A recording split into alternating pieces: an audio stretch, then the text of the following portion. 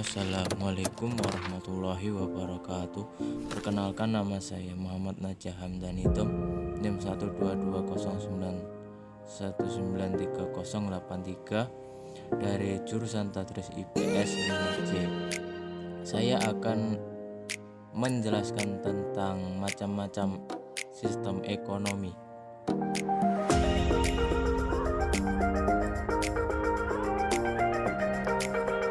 Pengertian sistem ekonomi menurut Humairi 1966, sistem ekonomi merupakan sistem yang mengatur hubungan ekonomi antara manusia dan pembentukan kelembagaan dalam suatu tatanan kehidupan.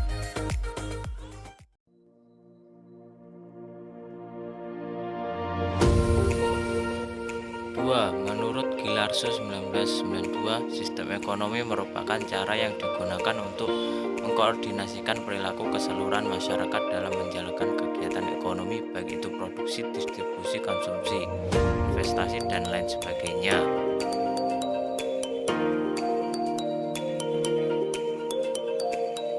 Menurut Muhammad Hatta, sistem ekonomi yang baik haruslah berdasarkan pada asas kekeluargaan.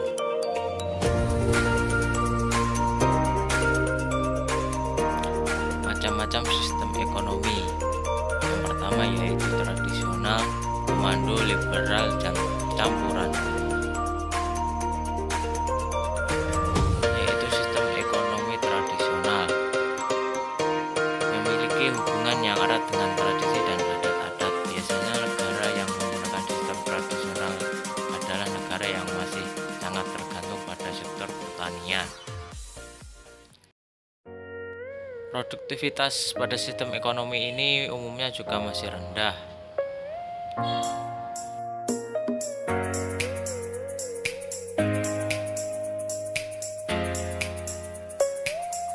Sistem ekonomi tradisional, kelebihan yang dapat dirasakan adalah terjaganya kondisi alam dan sumber daya.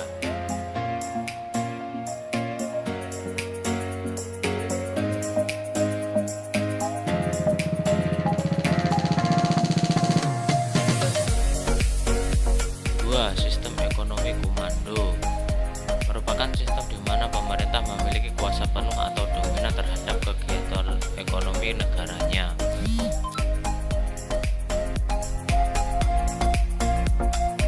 Sehingga tidak ada pihak swasta atau perseorangan yang menguasai barang atau sumber daya tertentu.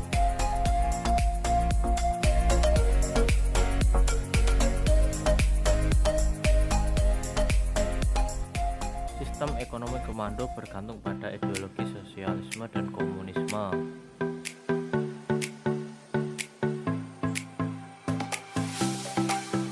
Sistem ekonomi komando adalah perekonomian masyarakat yang dijamin oleh negara.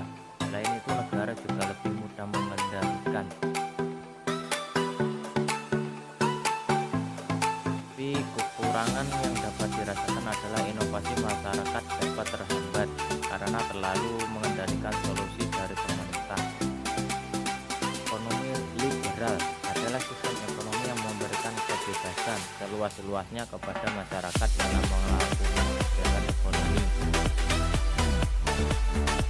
Prinsip yang paling jelas dari sistem ini adalah adanya keperluan untuk mencari keuntungan pribadi tanpa mementingkan keperluan pihak lain.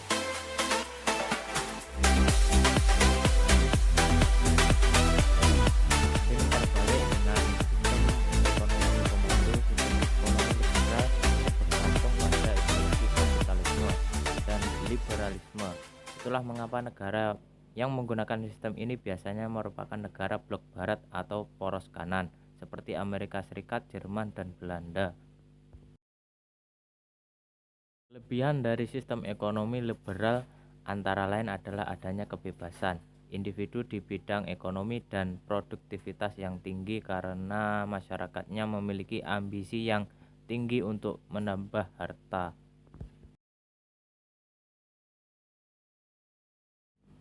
Namun kelemahan dari sistem ini adalah terciptanya kesenjangan ekonomi antara golongan kaya dengan golongan miskin serta tingginya persaingan dan monopoli untuk merebut pasar.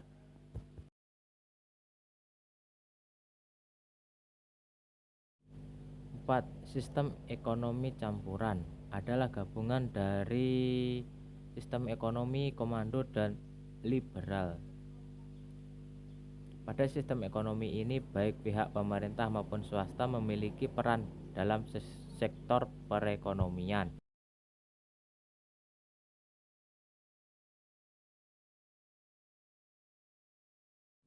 Masyarakat memiliki kebebasan dalam sektor ekonomi, namun pemerintah juga memiliki kendali dalam sektor perekonomian.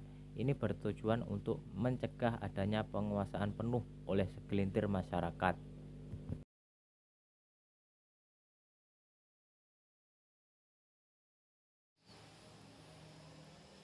Beberapa negara yang menggunakan sistem ekonomi campuran diantaranya India, Filipina, dan Malaysia.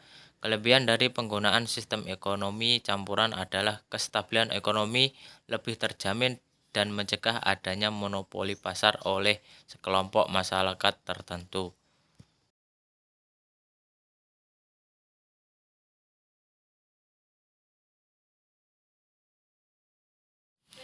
Namun kekurangan dari sistem ekonomi ini, keuntungan sektor swasta nggak maksimal apabila dibandingkan dengan sistem ekonomi liberal, dan kadang bisa ditemukan ketidakjelasan mengenai batasan pemerintah dan swasta dalam sektor perekonomian.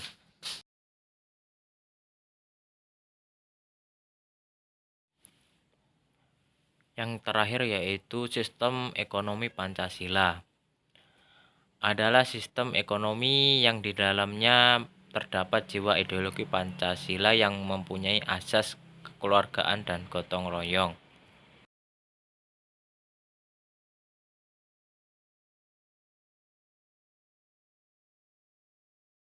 Sistem ekonomi Pancasila memberikan keluasan kepada warga negara untuk berusaha atau membangun usaha perekonomian dengan batasan dan syarat tertentu.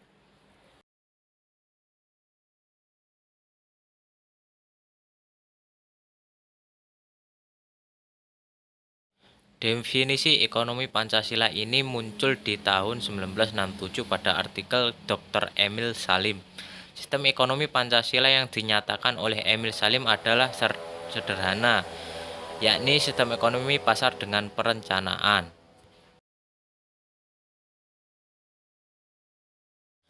Yang mempunyai arti bahwa mekanisme pasar harus dibiarkan berjalan di tengah ekonomi berencana. Bentuk campur tangan pemerintah dibutuhkan ketika terjadi pasar gagal membantu masyarakat miskin. Menurutnya, sebuah sistem ekonomi lazimnya berhubungan dekat dengan ideologi yang dijadikan panutan suatu negara. Negara yang menganut sistem ekonomi Pancasila adalah Indonesia. Kelebihan sistem ekonomi Pancasila, hak milik perseorangan diakui dan digunakan dengan tidak bertentangan dalam hajat masyarakat. Potensi inisiatif dan kreasi masing-masing warga negara dikembangkan sepenuhnya selama tidak merugikan untuk kepentingan umum.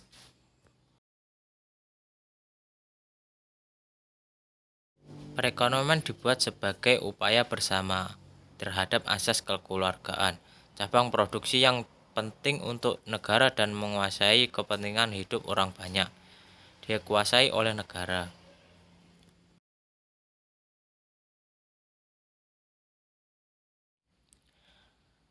Kekurangan sistem ekonomi Pancasila. Sistem free fight liberalism yang menumbuhkan eksploitasi manusia dan bangsa lain. Sistem etatisme. Negara sangat berperan dan juga mematikan potensi serta daya kreasi unit ekonomi di luar sektor negara.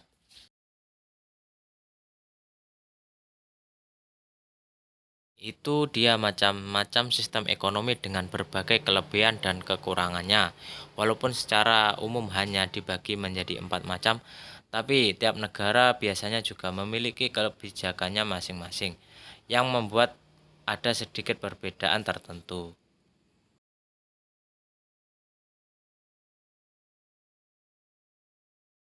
Itu saja yang dapat saya sampaikan.